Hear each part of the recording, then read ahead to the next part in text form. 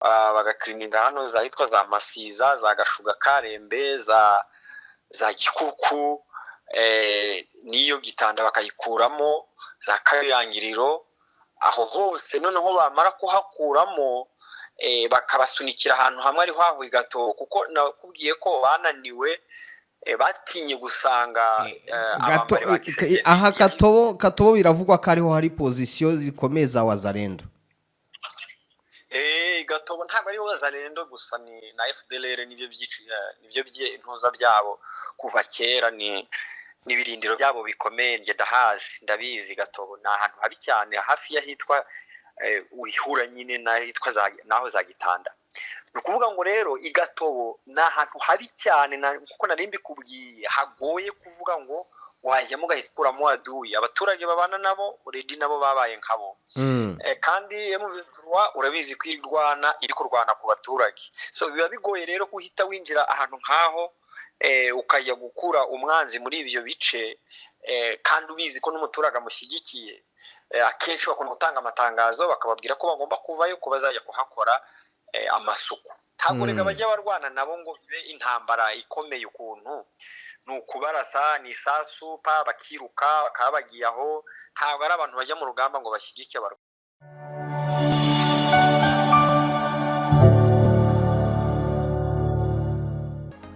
Ibihe byiza abakunzi bacu muri hagiye hatandukanye, turizera ko muri amahoro. Ni Connection TV ngendize ruba, icyo dukozwe umwanya no kugira ngo tuze tubageza amakuru agezweho yo kuri uyu wa gatanu. Tugiye kwerekeza mu Burasirazuba bwa Repubulika Iharanira Demokarasi ya Kongo, hirya ho intambara yakomeye yabaye amagasa, urugamba rwabaye imberenge. Muri Kivu y'Amajyepfo hatangiye gukoreshwa izindi drone zo mu bwoko bushya muri Minembwe. Tugiye kurebera hamwe by'ibi bitero, hanyuma kandi tuze kwerekeza Masisi mu birometero bikeya werekeza mu Rubaya, niho hari kubera urugamba. Ese urugamba rurasiga iki? 23 ibyo kwifata byarangiye. Byumvikane ko turaza kurebera hamwe uko urugamba rwose rwagenze guhera ku munsi w'ejo hashize. Mu nkunde rero muri iki kiganiro tuze gutumira rwose umusesenguzi wanyu kandi wacu mukunda Rugamba uri muri Leta Zunze Ubumwe za Amerika, agire byinshi akomeza kudusobanurira, dore ko afite n'amakuru rwose y'inyongera kuri ibi byose bikomeje kuba muri Repubulika Iharanira Demokarasi ya Kongo. Byumvikane kandi ko tuza kurebera hamwe ibikomeza gutangazwa n'ubutegetsi bwa Kinshasa kubyerekeranye n'icyorezo cya Ebola gikomeje kuba iturufu ikomeye cyane kubijyanye n'ikibazo cy'umutekano muke, yewe u Rwanda nirwo uruyizana.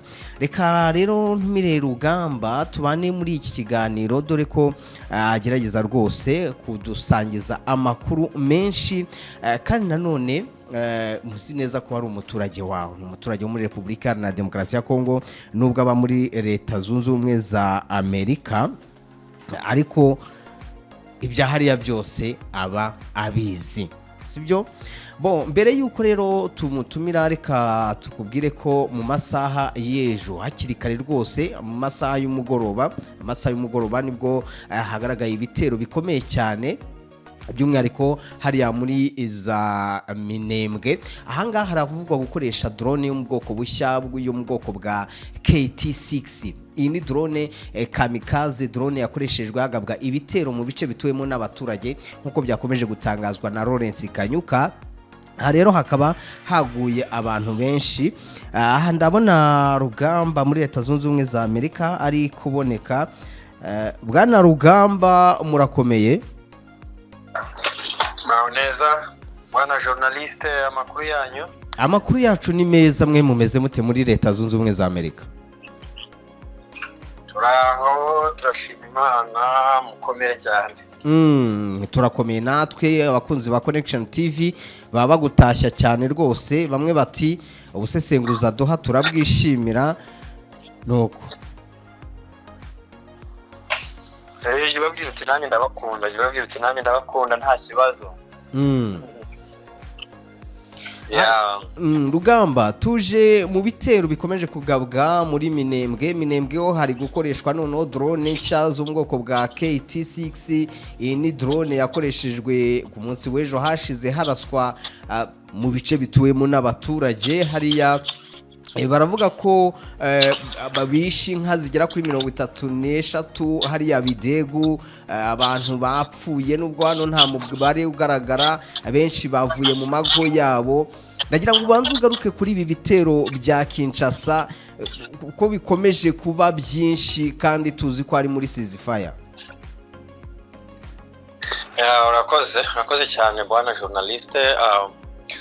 Ibi bintu ni bisanzwe kuba leta ya Kinshasa ishobora kwatsa umuriro kuri M23 na twirwaneho. Ntabwo ari ukuvuga ngo wenda ni ibitero byabaye uyu munsi itariki 20 na zingahe z'ukwezi kwa gatanu 2026, ntabwo ari bwo bwa mbere byaba, ahubwo inkuru yaba ko leta ya Kinshasa yaba itohereje ibitero mu baturage cyane cyane ko ariho yibanda, kuko barasa cyangwa bohereza reglement then bya bisasu cyangwa izo drone zabo z'ubwiyahuzi ugasanga zirica abaturage bitwa ko ari icyo gihugu. So rero kuba bashobora kuba uvuga ko ibitero byakajije umurego ni ibintu bisanzwe kandi n'ugutsindwa muri diplomasi. Nyakunda kubikubwira kuba bakomeza kugaba ibi bitero M23 ikabyihorera igasa nkaho barwana nk'abari kwirwanaho, bazamenyera, ariko umunsi intambara yabyutse ya nyayo, ibi bintu ntabwo bizaza korohera leta ya Kongo, kuko ndakeka ibice irimo ishobora kuba yibwira ko yabisekirije ari ibyayo, irimo kurwana no kujya kubaka ibice barimo, ubwo ndavuga bo muri M23, ariko mu by'ukuri bararwana n'umuntu utari kurwana, bararwana n'umuntu utarajya mu ntambara byeruye, bararwana n'umuntu uri muri ceasefire mu gihe bo bari mu ntambara. So ni ibintu rero biba bitandukanye kandi byumvikana ku ruhande rwa M23 kuba bashobora no kuba babambura ibyo bice akenshi no kugira ngo babashe kwereka amahanga, babashe kwereka umuhuza, babashe kwereka ibihugu bya Afurika ko leta ya Kinshasa ari leta nakwita ko idashobotse. Hanyuma ariko uze kunkundira muri iki kiganiro turaza kwerekeza muri Haut-Katanga. Abaguverineri batangiye kwegura kubera ko ngo babona nta cyerekezo cya Perezida Felix Antoine Tshisekedi. Ibi bintu abakunzi bacu bamenye ko ingingo turi buyigarukeho cyane hariya muri Haut-Katanga. Ariko noneho reka twerekeze Masisi ubwo byumvikane muri Minembwe. Byinshi byo kuhavuga bari bike kuko ni bisanzwe ko ibitero bihagabwa, ahubwo umuntu yakwibaza ati Tshisekedi wasezeranyije abanyamurenge we na Kongoro we ko atazigera kubica. Ariko ukomoze kuri aka kantu gatoya mbere yuko tujya Masisi, Kongoro na Tshisekedi ibyo basezeranya abanyamurenge biba biri aho ngaho, babereka iki buriya isi baba bayereka iki? Urakoze. Abanyamurenge Kongoro yoherejwe na Perezida Tshisekedi, ni n'umujyanama umujyanama we, sindizi ibyo ni ibyabo, numva babivuga we na Tshisekedi ko ari umujyanama we. Ariko nanone umuntu ugirwa inama na Tshisekedi na Kongoro nawe nyine utaho mu rwego, kuko impamvu uvuga urwego ko binaciriritse kuba ushobora kuba uri umujyanama wawe ari Kongoro ari umuntu wahisemo kugambanira ubwoko bwabo, n'ubu ashidikanywaho nanone kuba ari umunyamurenge wuzuye. Ariko reka tuvuge ko byanga bikunda afite agasanira k'abanyamurenge nubwo atari we wuzuye. Ahantu hari ikibazo ngira ngo ubushize ubwo bazaga mu biganiro n'abaturage yazanye na ya mayimayi yamaze abantu yitwa Yakutumba, yamaze ibihumbi muri Yakutumba, yamaze ibihumbi by'inka z'abanyamurenge. Abaturage bamwe bishwe n'ingabo za Yakutumba, ariko bitangaza abantu kubona Yakutumba ari ushobora kuzana na nuriya mugabo Kongoro mu kuganiriza abanyamurenge. Kandi niba abakurikira cyane cyane intambara iri kubera mu karere k'uburasirazuba bwa Kongo, hariya muri Kongo, babonye ko leta ya Kinshasa yamaze kugira abanyamurenge nk'iturufu izajya ikoresha irwana, kuko yo ivuga ko umunsi yaramutse ifashe Minembwe yose, u Rwanda na M23 na twirwaneho bazaba basigaye nta yindi mpamvu bafite bereka amahanga mbese ibabesheje muri Kongo cyangwa ituma baba muri Kongo. Ukibaza ngo ese abanyamurenge cya mbere kuba leta ya Kinshasa ishobora kuhafata ikahigarurira, reka tuvuge ko bahafata n'urugero, kuko bafite abambari benshi, bafite abarundi, bafite bande, uretse ko bitazabakundira, ariko reka tuvuge byabaye. Icya mbere bagomba kwica abantu bose bafitanye imikoranire cyangwa bagiranye imikoranire na twirwaneho na M23, kandi urabizi ni hafi ya bose, ni nka 99%. ubwo abazasigara n'uwo ngumwe kwijana niwe uzasigara wenda akayoboka iyo leta. Icyo ni kimwe. Ikindi baramutse batanabishe nabwo, kuko nabyo birashoboka bitewe n'impamvu za politike zo kuvuga bati abangaba twe turetse kubica tuzabica ibihe bizaza, kuko noneho aha nitwe tuhayobora. Kuko ntabwo mbona umunyamurenge afite amahoro aganje cyangwa amahoro y'igihe kirekire mu gihe cyose leta ya Kinshasa iyobowe n'abamayimayi aribo bita Wazalendo, FDLR n'abarundi batangiye kwicisha abanyamurenge inzara. Igihe cyose abo bantu aribo baba bari mu biganza by'abo bantu, biba bivuga ko ni ikibazo cy'igihe gusa kugira ngo abo bantu bazongere bicwe cyangwa bagirirwe nabi. Kuba batanahita babikora nizo za mpamvu za politike ndimo nkubwira, ariko ntibyenda kuba, kuko bo bavuga ko u Rwanda rwitwaza kuba muri Kongo kubera abanyamurenge, bavuga ko ruba rwagiye kubarengera. Wakavuga we buriya yakoze ibishoboka byose, bashyira imbaraga zikomeye cyane hari ahantu kugira ngo bare kubafata Minembwe, noneho rwa Rwanda na M23 bazabura urwitwaza bavuga ati abo mwita ko murwanira bari mu biganza byacu kandi ntacyo babaye, turabafite, mugende rero musubire iwanyu n'amahanga murebe aba bantu barimo barakora iki muri Kongo. Yego. Ariko ibyo twirwaneho na M23 barabizi. Impamvu mvuga ngo u Rwanda nuko M23 bayita u Rwanda, ntabwo nge mvuze ngo u Rwanda nirwo ruri mu Minembwe cyangwa iki, ariko abakurikira intambara ibera muri Kongo barabizi ko M23 yitwa u Rwanda. Ibyo niko bayise Muyaya n'abandi baheza nguni bari Kinshasa bayise u Rwanda. Mu makuru makeya y'ubuyobe bahabwa na bya bigarasha cyangwa se twatugara tuva mu banyamurenge, tuvuga ko nta twirwaneho na M23 bibaho, abo bose ari abakozi ba leta y'u Rwanda. So rero uwo mugabo warumbajije nta kidasanzwe nyine abanyamurenge no kujya bakajya kubashinyagurira, akababuza amahoro. Murabizi ko babuze amajya n'amaza, abantu babuze uko bahinga, babuze uko amasoko bari ibiryo bitagira umunyu, ibintu hariya byarahenze cyane.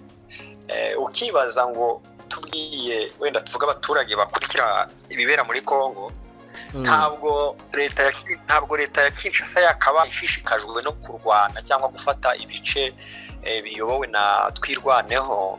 Ubwo ndavuga iyo za Minembwe isize ibice byo muri Ituri birimo Kodeko ndetse na ADF naru zica abaturage zikabashimuta ku manywa y'ihangu. Icyo ni kimwe. Ikindi kintu leta ya Kinshasa yakabaye yihutira gukora, niba koko ikunda abo baturage, yakabaye ibegereza banke ikabasubiza amafaranga yabo bafatiriye bari mu mabanke yafunzwe, bakabaha mbese kubaho, bakabaha ubuzima d'abord mbere yuko batangira kubirwa babohereza nk'izo drone babeshya ko bagiye barimo kurasa twirwaneho na M23. Yakabaye ashishikazwa no kuvuga ngo aba baturage ntacyo bazira, nta kibazo bafitanye natwe, reka ibintu byose bikore ukuri kwamye, amabanki afungurwe, bise ukabona koko ko icyo gihugu iyo ari leta ikunze abaturage. Ariko wowe abantu wabateye ubukene, amafaranga yabo wayafungiye mu mabanki, warangiza ukajya wiri kubabwira ko bakunda, ubabwira ko u Rwanda rwafunze imipaka kubera Ebola, rukikunda kandi mu bihe by'ibiza mpuzamahanga imipaka mpuzamahanga itagomba gufungwa. Ariko ibyo akaba ari byo wihutira kuvuga, ukibaza ngo ubundi igice kiyoborwa na M23 ubundi kikurebaho iki? warwanye na Ebola iri mu bice wenda uyobora ikiyoborwa na M23 wenda nacyo nabo bakagira uko babigenza. Iyo niyo nkuru yihutirwa yo kujya kuvuga. Mbese muri Kongo ibintu byaho biba ari akaduruvayo, ibintu byaho uracya mu gitondo bagashaka inkuru bari buze kuvuga ku Rwanda, bukongera bukira bagize indi nkuru babona ikintu kibaye. Bavuze yuko Ebola yashira muri Kongo ari uko u Rwanda n'abambari babo baramuka bavuye ku butaka bwa Kongo. Biteye isoni cyane ko umuntu ujijutse wize amashuri menshi ahangara akavuga ko Ebola ishobora gucika muri Kongo, ariko u Rwanda n'abakozi bayo ubwo yavugaga M23 ngo baravuye ku butaka bwa Kongo. Bwana journalist, mu by'ukuri icyo kintu wenda tuvuge nk'abatwumva, umuntu ushobora kumva iyo speech ya Bwana Muyaya avuga atyo, ibyo ntibyo bikwereka ko aba bantu ari abahiza nguni bari ku rwego rwo hejuru. Birumvikana. Reka wenda duhite tunyaruka, tuba tugufite igihe gitoya, twerekeze kuri axe Walikale Masisi. Walikale hakomeje urugamba naho rukomeye muri groupement ya Kisimba, ni mu ma village arimo ni Rungoma, Kashesha ndetse na Muhanga. Niba ari Muhanga, niba ari iki muri lokalite za Banasuka. Hano baravuga ko mama 23 yagabye ibitero bikomeye kuri abarwanyi ba FDLR na za Wazalendo, bityo barabarepusa babigiza za Katobo ndetse na za Ihura. Urugamba uru rugamba nuko bijyana n'iryo zina ryawe, urabona Walikale icuza iki mbere yuko twerekeza Masisi noneho aho bavuga ko bari mu birometero bike ujya mu Rubaye? Ibice bya za Ihura na Gatobo ndetse nazitwa za Mutanda za Gitanda ndahazi, ni hafi iwacu. Aho ngaho bya bindi nakubwiye ni za baba FDLR n'abasirikare n'utumayibo tunyeshyamba dukeya twitwa uriya Domi nakubwiraga ejo, washizweho n'abasirikare bamaze kumushiraho, ndetse n'abandi banyatura n'abapariko bari. Abantu bamenye ko ari General Autoproclame Dominique Ndaruhutse ariko wiyise Domi. Ni Autoproclame, ni General Autoproclame, ariko nsigaye numva Kisekedi bahamagara aba General, ubwo bashobora bashaka bazanavuga ko batakiye Autoproclame. Niba Kisekedi avuga ko General Yakutumba yajyanye na nuriya mugabo ni Iminembwe Kongolo iriya mu bice amvuga kuvuga ngo Iminembwe kandi ntago yahakandagira Kongolo, akavuga ko Yakutumba ari General, none se bitaniye n'abadomi naho rero ubwo ni ba General kwa Kisekedi. Ariko izo ntambara wari urimo uvuga ziriyo nanjye nari nzizi, kuko hari umuntu wavuyeyo mu bice byahitwa za Gikuku n'ahandi ambwira ko abasore barimo kubakubitira hitwa za Gitanda babakura na za Ihura babamanura mu ntoke za hitwa Igatobo. Igatobo rero ho ni mu ndiri yabo, ahantu hagoye kuba wahita bakuramo, ni habi cyane, ni mu mubande, ni mu ntoke, ni mu mushyamba. Ubwo aho rero utangiye kwerekera hitwa za Kobo, iyo hakurya uri kujya muri naho ni Walikale ndakeka. Abahazi neza wenda bo bazajya batubwira, kuko twe akenshi tuba twaranavuyeyo turi abana. Ariko aho hantu intambara iri ko haba nibyo irahari, ariko icyo bashaka M23 no guklininga Ihura, bagaklininga hano za hitwa za Masiza, za Gashuga Karembe, za Gikuku, niyo Gitanda bakayikuramo, za Kayirangiriro. Aho hose noneho bamara kuhakuramo bakabasunikira ahantu hamwe ari hahuye Gatobo, kuko nakubwiye ko bananiwe, batinye gusanga aha Gatobo biravugwa ko ariho hari position zikomeye za Wazalendo. Gatobo ntabwo ari Wazalendo gusa, ni na FDLR nibyo by'impuza byabo kuva kera, ni ibirindiro byabo bikomeye. Ndabizi Gatobo ni ahantu habi cyane, hafi y'ahitwa Ihura nyine n'ahitwa naho za Gitanda. Nukuvuga ngo rero Igatobo ni ahantu habi cyane, kuko nari mbikubwiye hagoye kuvuga ngo wajya mugahita ukuramo aduyi abaturage babana nabo already nabo babaye nkabo. Kandi M23 urabizi ko irwana iri kurwana ku baturage, so biba bigoye rero guhita winjira ahantu nkaho ukajya gukura umwanzi muri ibyo bice kandi ubizi ko n'umuturage amushyigikiye. Akenshi bakunda gutanga amatangazo bakababwira ko bagomba kuvayo ko bazajya kuhakora amasuku. Ntabwo rega bajya barwana nabo ngo bibe intambara ikomeye ukuntu ni ukubarasa ni isasu pa bakiruka bakaba bagiye aho. Ntabwo ari abantu bajya mu rugamba ngo bashyigike barwane. Ibyo byo rwose abantu bajye banabimenya rwose. So rero icyo navugaho icyo M23 igambiriye ni kugira ngo cleaning ibyo bice nari nkubwiye za Ihura za Gitanda za Gishagaga Bwasha Masiza. Utarakomeza hari hashize amezi 2023 itakaje Mpeti, agace ka Mpeti ndetse na Minjenje. Ntabwo bwaba ari uburyo bwo kugira ngo bisubize bino bice, dore ko bavuga ko nka Mpeti ari ahantu hari strategique ku rugamba. Mpeti ubwo urumva gushaka kujya za Warikare kujya za Pinga, kuba bashobora kuba babikora gutyo ibyo byo ntabwo ari ikibazo, ntabwo ari igitangaza kuko narabibabwiye kuhatakaza bagatakaza iyo Mpeti na Minjenje n'iki biba ari uburyo bwa icyambere bwa strategy, kuko bivuze ngo ushaka gusimbuka neza ngo asubira inyuma ushaka gusimbuka abanza agasubira inyuma kugira ngo azasimbuke ahantu harehare. Barashaka cleaning iriya nzira ya Ihura ukambuka nyine igaca muri ibyo bice muri iyo mihanda yose turimo tuvuga, za Gashuga za Karembe ukomeza n'izo za Mpeti kugera muri Ipinga. Umuhanda nicyo kiraro baba bashaka kugira ngo bagiclearinge bamenye ngo ramforo yabo izaturuka he, aduyi imbaraga zikura he.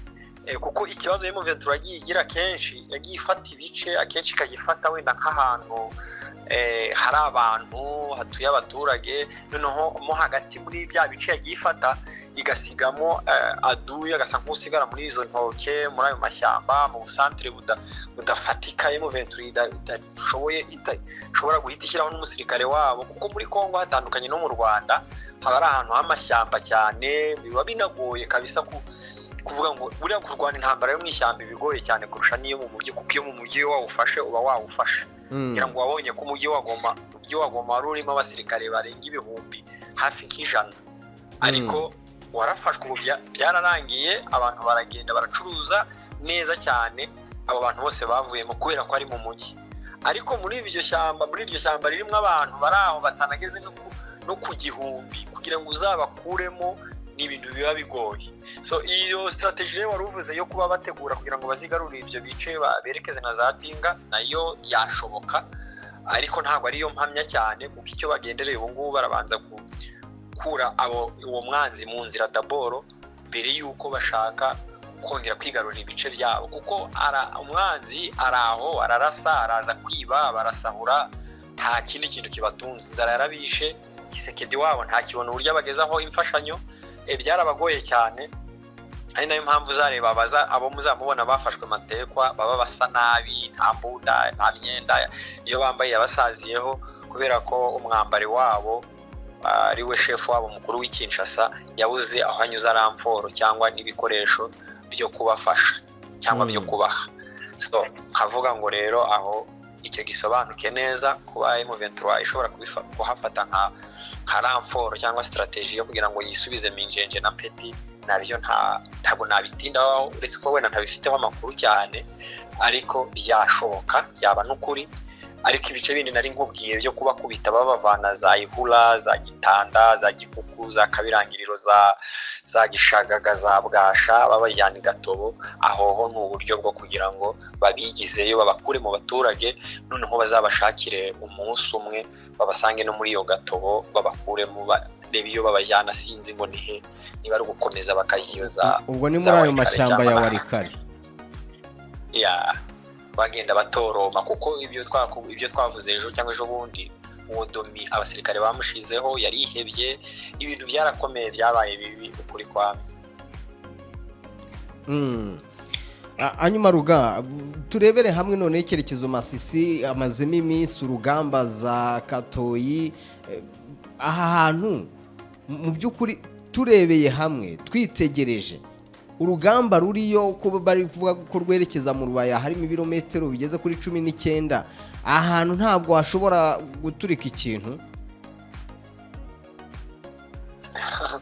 oya ntabwo bishoboka Rubaya ariko urabizi ko ari umutima wa M23 urabizi neza uzi ko Rubaya ni nko ubuzima bwa M23 buri kandi mwe muba mubivuga nk'abanyamakuru nyine ukumva urimo urabibaza ukibaza yuko Rubaya donc ari ahantu utwo tuaduyi twahita tugera ko uko mu buryo bworoshye ariko bino ni uburyo biba ari uburyo bwo kugira ngo babareke baze barebe uburyo bagenda babagabanya muri ayo mashyamba kuko M23 yo yamaze kubafatira gahunda yo kujya kubarasa irabarasa koko irabarasa ntihasigare nuko bari inkuru.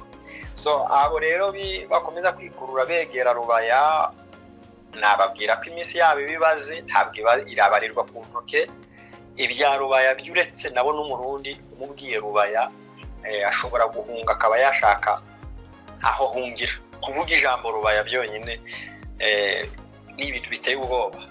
So rero abo ngabo uvuga ni udusigisigi twagiye dusigara mu mashyamba n'amabandi yagiye asigara mu mashyamba nta nubwo ari abasirikare ngo ni brigade runaka ihari uzabibaze wumve nangwa n'abariya banyamakuru b'Kinshasa birirwa bafana uzababaze ngo nihe brigade iriyo iri kwerekeza i Rubaya ntayo bazakubwira kuko n'amabandi yabo bakiginge n'abadoni n'abandi n'izo FDLR zihaho ngaho nyine muri ibyo bice byaza Gatoyi n'ahandi. Navugaga ko icyo kibazo warubajije cyo kuvuga ngo bari muri za Gatoyi bari mu birometero 19 berekeza Rubaya nibyo nakubwiraga ko ntabwo ari ukuri kandi niyo baba bahari ntacyo batwaye kuko mwe muri ababwirwa makuru ariko hari banyirubwite banyiri intambara babizi neza ikibazo byateza baramutse binjiye muri Rubaya. So abo rero bareke bisuganye nuko umuntu abavuga nyine wenda ahubwo bari no kubaha amakuru ariko reka biyegereze hino inkubi zabakubita ntago bazamenya aho iturutse kuko uko niko kuri ndetse nabo n'ingabo z'u Burundi iyo babwiye ngo Rubaya barahahamutse ahita rwarihahamuka akajya mu bitaro. So rero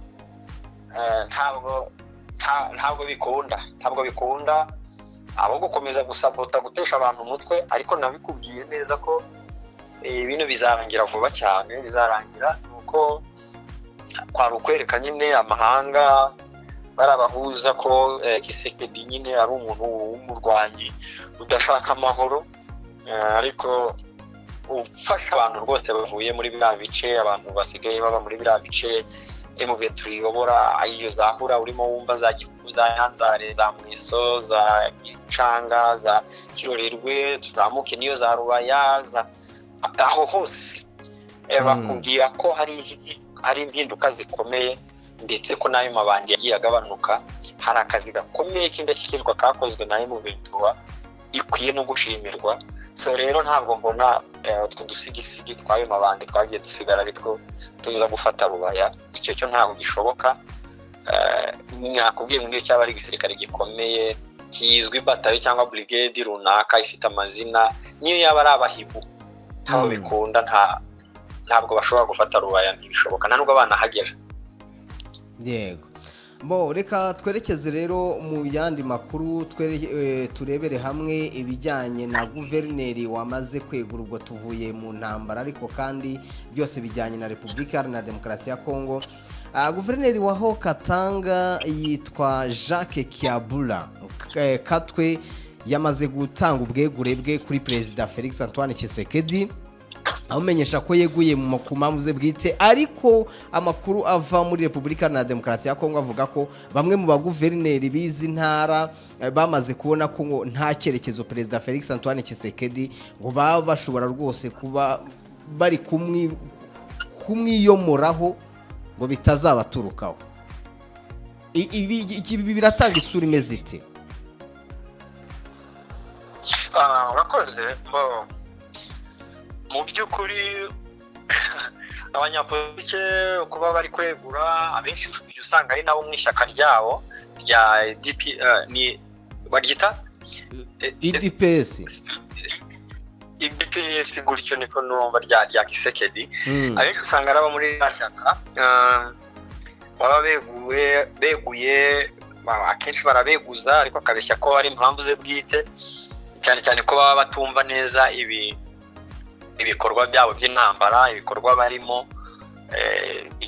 bigejeje abaturage muri buriya bukene bumeze kuriya ngira ngo abantu babanze bibaze nawe guverineri wari umaze imyaka 7 ayoboraho Katanga kandi murabizi twibukiranye neza ntabwo ikintu cyoroshye tutaza wenda kugifata minenego ngo tuvuge ko ari ikintu cyo Katanga murabizi ko ariho iwabo ba Moise Katumbi ba Kabila Kabanje Banse hariya ni hantu hari amabuye y'agaciro akomeye niyo mpamvu ndi kukubwira ngo byanga bikunda haba harimo igitutu imiyoborere itari myiza irimo kumunaniza ndavuga cyane cyane uwo nguwo uba wegujwe biturutse muri babambari ba Kisekedi ngira ngo murabibuka ko bigeze kuhazana mu general wari uvuye muri gereza uwo bita bamwinde ndaza kumwibuka wari warafunzwe na Kabila Kisekedi aramufungura ahita amwohereza hariya muri Katanga kuya kurwanyayo iriya mitwe ngira ngo urabizi ko hari imitwe igikunda kubayo nayo itavuga rumwe n'ubutegetsi bwa Kinshasa so rero barabizi ko muri Katanga ariwo mutima wa Kinshasa haramutse hagize umuntu hayobora atari kugendera mu migambi ya Kisekedi barabizi ko kwaba ari ugutakaza gukomeye baba bafite ubwoba haba hari ikikango giteye ubwoba cyo kuba umwanzi yaturuka hariya agafatanya na M23 hanyuma Katanga ikagwa mu minwe y'aba M23 kandi niho hari ubutunzi bwa Kongo hafi ya bwose so ubu rero kuba yeguye icyo ni icyambere kigaragaza yuko muri Kongo cyangwa muri ishyaka ubwabo nabo tameze neza kuvuga ngo yatanze ubwegure nta kundi yabigira arabizi ko nawe agize ibyo avuga birenze ku byo yavuze nta kindi uretse kumujyana mu nkiko bakamucira imanza nta nuzi ko biza kurangira gutya ejo cyangwa ejo bundi ushobora kumva nawe yafunzwe yiswe umugambanyi yiswe umunyarwanda kubera ko atumva kimwe n'icyo Kisekedi avuga tukaba twabwira abatwumva ko rero ibi ni ikintu bikomereye ubutegetsi bwa Kinshasa aho bano bantu bari gukomeza kugenda begurangira ngo murabizi ko atari uyu gusa hari n'abandi bagiye begura mu Kinshasa mu mujyi abaministre n'abadepite kubera ibijyanye n'iyi miyoborere itari myiza cyane y'umugabo wanze amahoro ushaka intambara gusa navuga ngo biragoye ejo cyangwa ejo bundi tuzumva n'abandi beguye kandi biba ari ugucika intege kw'ishyaka riri ku butegetsi ririho uriya baba barimo batakaza amaboko kuko bazazana icyambere ntabwo abaturage bashobora kumuyoboka icya kabiri nta experience wenda afite mu miyoborere icya gatatu ahantu ntabwo ahazi ngo amenye ngo geography yaho imeze ite arahameteriza mu buhe buryo atmosphere yaho imeze ite ibyo byose ni ibintu nanone biza gusaba Kisekedi ikiguzi gikomeye kugira ngo abone uwo gusimbura uwo mu guverineri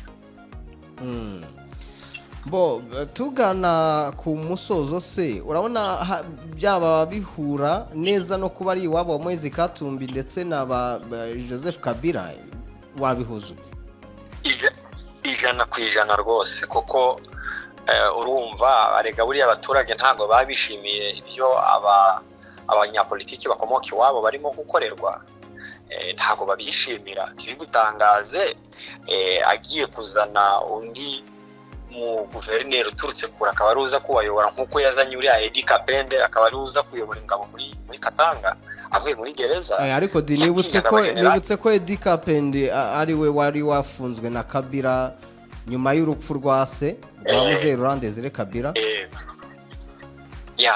nibyo nakubwiraga nyine arya Edi Kapende niwe wari warashe uriya mu Garde Republique wari warashe Kabila no kuvuga ngo witwa ntuza Rashid Mwizere yarashe Kabila Desire Kabila amaze kurasa Desire Kabila Kapendi nawe aramurasa bakiri kuvuga bati uyu nguyu wamurashe turashaka kumubaza wamutumye Dikapende aramurasa bivuga ngo ko yamurashe ngo kubera umujinya yari afite ariko kibaza ngo kuko atamurashe no mu kaguru cyangwa he nawe bigaragara yuko yaje bashatse kuyobya uburari ayo gufatwa nk'umufatanyacyaha ni nabwo yari yafunzwe kabisa yarakatiwe n'urwo gupfa ariko ntibabishyira mu bikorwa niho rero uyu Gisekedi yaje ku butegetsi amukura muri gereza ahita anamugororera kumugira general kuko icyo gihe yari colonel arangije amwohereza no muri Katanga kuya kurinda biriya birombe bye no kuya gucubya umwuka mubi uri kuzanwa na bene wabo wa Kabila nyine bakomoka hariya barimo n'aba Moise Katumbi none ngira ngo mwamaze kumva ko hajemo nabo ba guverineri batangiye kwegura Katanga igiye kuba Katanga igiye kuba nka Nord Kivu na Sud Kivu Katanga ibyaye abantu babyitege Katanga ishobora kuba ejo cyangwa ejo bundi nayo ishobora kuvuga iti enough is enough natwe tugiye kwiyunga kuri barabavandimwe kuko ivyo murimo mudukorera ntabwo byumvikana ibi bintu twarabivuze tuvuga ko muri Kongo birababaje kuba zino ntara zahajwe n'intambara arizo zikennye cyane kandi arizo zivamo ari amabuye y'agaciro avamo amafaranga yo kubaka imijyi ya za Kinshasa n'ahandi hari bari abantu batagira n'ubwo butunzi birirwa baza kutuyorera ubutunzi mu ntara twe dukomokamo ngo abantu bazaceceke ibi ngibi nta abakongomani ubu dusigaye tuganira n'abakongomani benshi bari hano muri Amerika bavuga igiswahili batavuga n'ikinyarwanda na gito ko babwira uti genda ujye Bukavu genda ujye Goma gushora imari igihugu cyabaye cyiza ahayoborwa cyane cyane n'ira M23 yama bandirirwaga bambura ntabwo gihaba ukumva barimo barabyumva so abo bantu rero bose nitumara kubona imbaraga zabo zitwe badufasha batwunga mukono bizaba ari ugucikamo cyane no gucika intege kwa Gisekedi ejo cyangwa ejo bundi uzasanga nizo za Katanga nazo zishobora kugira gutya zikiyunga kuri M23 Ruga gatoya rwose nk'umunota umwe nabonye Minisitiri w'umutekano Guy Kabombo Mwandya Vita yakiriye itsinda ry'abaturutse muri Human Rights Watch baje kumusaba ibisobanuro ku bijyanye n'ihonyorwa ry'uburenganzira bwa muntu mu bice bigenzurwa na 23 muri za Uvira aho ngaho ngabasobanurira uko situation y'umutekano imeze hari ubu Guy Kabombo Mwandya Vita afite ibyo gusobanura hano mu bice atabamo arabifite kuko araza akabeshya araza abeshye afate imibare y'abantu bishwe niba ari Human Rights Watch agende niba hari abo akeka bishwe arabishwe n'indwara abo bose aragenda abagereke kuri M23 narangiza aba Human Rights Watch nayifate ya report yitware iyanirisi ivuge ngo M23 yisha abantu ibyo nibyo nari ndi kuvuga Human Rights Watch wananiwe kujya mu bice bigenzurwa niyo M23 ngo wigireyo bagusobanurire babwire ikibazo umuntu araje kubaza ibyabereye Bukavu cyangwa Goma cyangwa Igikuku cyangwa Nyanza cyangwa Gicanga ukaje kubibaza umuntu uri Kinshasa uribaza koko umuntu uri Kinshasa ari ufite amakuru kurusha ba nyiri ubwite bahari byaranze Human Rights Watch nta ikibaho yabaye imiryango ibye wasangaga ari ntuza ari amantuza ari imiryango idaharanira inyungu ariko ubu ngubu ntabwo navuga ko ari sambite lucratif ubu ngubu ahubwo ni bite lucratif kuko baba bafite icyo bagomba kunguka baba bafite icyo bagomba kubona ntabwo ubu ngubu ariko bazahindura izina kuko niba ushaka kumenya ibyabaye ahantu ijyayo ureke Kinshasa nta cyabayeyo nibiberayo uzagende cyangwa ibibera muri Kinshasa ubona babikurikirana se barapfa abantu baricwa abantu baranyanyazwa ariko ntabwo bashobora kubivuga n'ibyo nababwiye nta Human Rights Watch kibaho n'ukuri pe nimujya mwumva abakuru b'ibihugu byo muri Afurika kenshi bayamagana nimushake mujye munabyemera kuko yabaye hari yakabaye ihera no muri za Isiraheli ikaryoza Isiraheli ibyo yakoreye Palestine ikaryoza n'ibindi bikomeye ariko ntabwo ishobora kuvuga hariya irajya kuvuga kuri M23 kuko aribo insina ngufi bishoboreye ariko ahandi barapfa kuki se batajya kubaza Putin abaturage yiciye mu Burusiya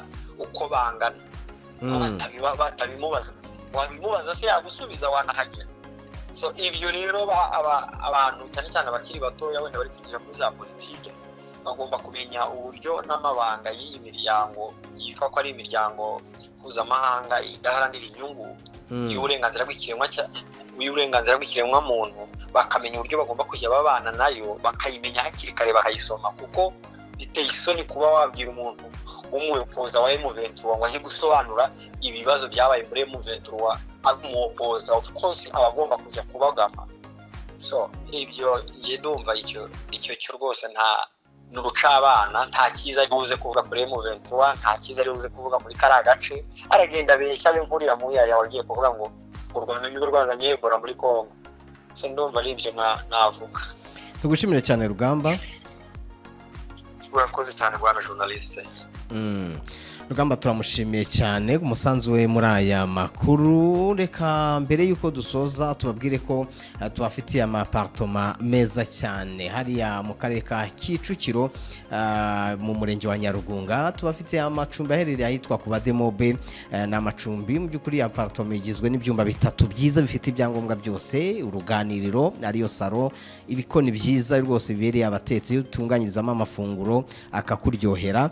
Aha rero turakubwira ko aho amacumbi apartoma ziherereye hari umutekano rwose usesuye. Ushaka ibindi bisobanuro rero, ushaka kutugana uturutse hanze y'u Rwanda, uri mu Rwanda, watwandikira cyangwa se ukaduhamagara kuri izi nimero. Ibanza ni akamenyetso ko guteranya 120 74 23 27 cyangwa se nanone ukatwandikira cyangwa ukaduhamagara ku kamenyetso ko guteranya 250 78 25 87 607. Reka tubabwire kandi ko tubafitiye igitaramo ku itariki 29 cya Jules Sentore. Ni igitaramo kizabera muri Kigali Universe mu nyubako ya Chic. Igitaramo azaba muri kamarubumu ye ya gatatu, kikitabirwa n'abahanzi batandukanye barangajwe imbere. Ni Nori Masamba, ba Chris Nit, barimo ba Bizjori, harimo ba benshi. Hanyuma icyo wakora rero ni ukugura tike yawe hakiri kare, kuko ziraboneka mu buryo bw'akanyenyeri n'ubundi buryo. Abari muri diaspora mu ntara rwose ya gatanu, ni ukuvuga ngo ni ntara ya gatandatu, ni ntara ya gatandatu. Reka tubabwire ko rwose mugomba kujya mugura muzakurikirana iki gitaramo mu buryo bw'ikoranabuhanga, yarabibateguriye rwose biranoze. Muze tujyane no muri Kigali Universe, dutaramane na Jules Sentore, dutarama umudende muri album ye ya gatatu. Reka mbashimire cyane rero, mukomeze mukurikire izi publicité, ariko abakora subscribe, abarayikinga ibiganiro byacu rwose mukomereza aho ngaho. Muri inshuti nziza turabibona, hagati aho batangiye weekend, twifurize weekend nziza. Ahubwo rero bakunzi ba Rwamwiza baratira ibihigo Jules Sentore, muzaze muri benshi dutaramane nawe, dutarama umudende albumu ye ya gatatu kuri 29 Gicurasi 2026 muri Kigali Universe. Muzacikwe, dore kazadutaramira n'abashyitsi b'imena Masambi Ntore, Junior Rubaga, Peace Jolis, Umukondo Gatore, Chris Nit, Rugaba Emi n'itorero Ishyaka ry'Intore.